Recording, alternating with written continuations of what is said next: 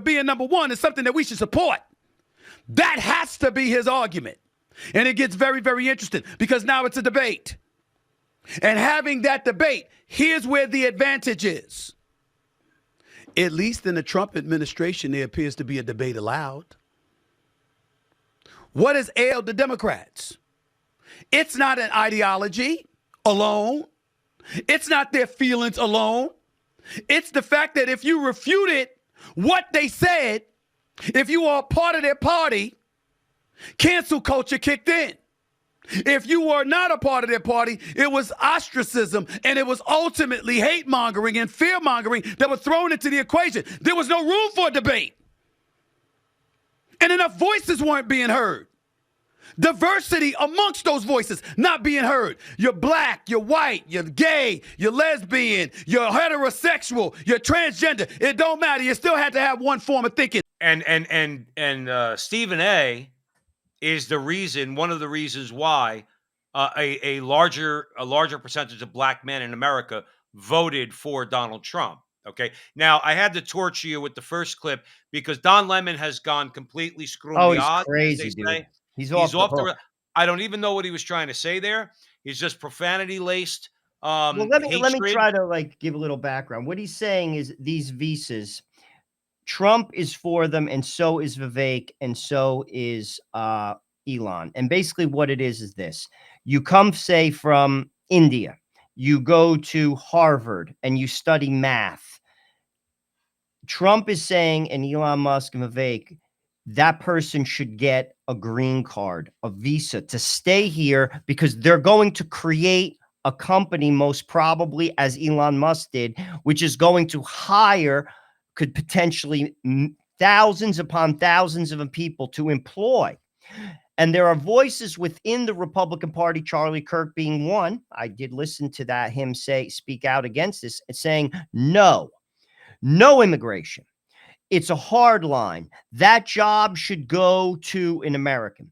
Now, again, like, honestly, why shouldn't you give somebody a chance if they're going to thrive in this country and create? I am not for merit-based immigration, but I think it's something to consider.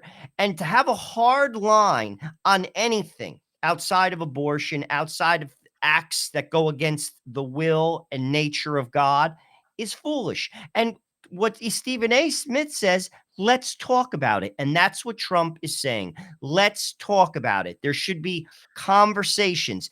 And what the liberal press is trying to do, particularly Lemon, and I've seen other posts, people being like, this is delicious. Oh, Donald Trump is basically, and Elon Musk, they're fighting against They're their grasping own, at straws. They're grasping at straws. because they see the danger and they know the danger is real, and that's what they're trying to drum up. Just to give some background in case people don't know. No, I get what it. that's I about. get it. But my larger point is like, and I've had this argument with liberals before and leftists before. I've made the statement that soon as somebody says to me there is no debate on a thing, whatever that thing might be, I'm like, no, that's not debatable. That's fact. And I say right away, that's the thing you're supposed to debate. And the left doesn't like that because obviously they've always used that line about no, that's not debatable, to not have to engage in conversations about abortion, about gay marriage, about so many different things. No, that's evolution, which is bullshit. Excuse my language, but it's bullshit. It's climate change.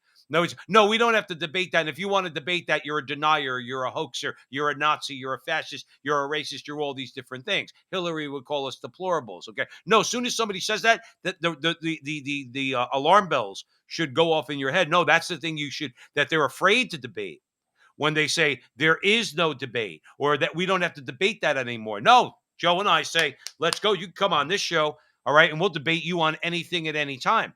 The bottom line is this. That's what guys like, they want to try to make it seem like there's division, like, with Trump, like you said, Joe. The gold is losing its luster, before Trump's even inaugurated, because they want to try to make it seem like there's not division, and these things will be debated in the Trump administration. And Stephen A. is right. Trump will put everything on the table unless you say there's unless what comes out of your mouth at that table is something completely ridiculous, Trump will hear what you have to say. He's a pragmatist. He's not an ideologue. Okay. I mean, I wish people would get that through their head. And Stephen A is right. That's the reason. That's what turned off a lot of people to Kamala, because he says, at least Trump's going to have the debate. One of the things I hope they have a debate about, I'm being serious, is Canada. But before we go to that clip, Joe, I'll throw it over to you. Listen, at the end of the day, we just let in 12 million people. Many of them, if not most of them, have not been vetted. Our cities cannot handle it. New York, the mayor of New York, listen to the clips. He has spoken out against that. He's not against immigrants. New York is a city of immigrants.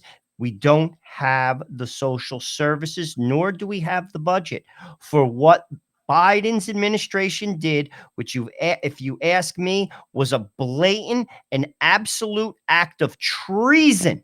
Yes, treason, because they did it for political gain. And it was an internal domestic act of treason, basically unbelievable what they did. How many migrants died? How many children were trafficked? How many women were raped? As in the migrants, the women themselves. I'm not talking about the Americans. I'm not talking about even the drugs that came through, the cartels that are trafficking people, that are extorting them, putting them into slavery. I can go on and on. They knew it all and they didn't care. Treason. They should be arrested for what they did. Crimes against humanity. There should be Nuremberg trials because of what they did. Horrendous. Now, with all that said, maybe it's time we have to put the brakes on my immigration for a little bit. Maybe it's time to reassess our basically policies, make them fair. In the future, obviously, the doors will open again. But in the meantime, if someone is going to bring value to this country, like Elon Musk, who's not a citizen, who came to this country and employs hundreds of thousands of people, why wouldn't you let them? Doesn't it make sense? It makes sense to me. And the hardliners should relax a little bit. Right. There shouldn't be any hardline things. Like again, unless it's a crime against God, abortion, gay marriage. Let's talk about it. Let's compromise. Let's think it through. But hardline politics and ideological politics are losers. You have to bring people into the tent to win. Right. And to be honest with you, I was a little disappointed in Charlie Kirk for that position. But then again, I'm not going to turn him off. I don't hate him. It's just one position. Let's talk about it.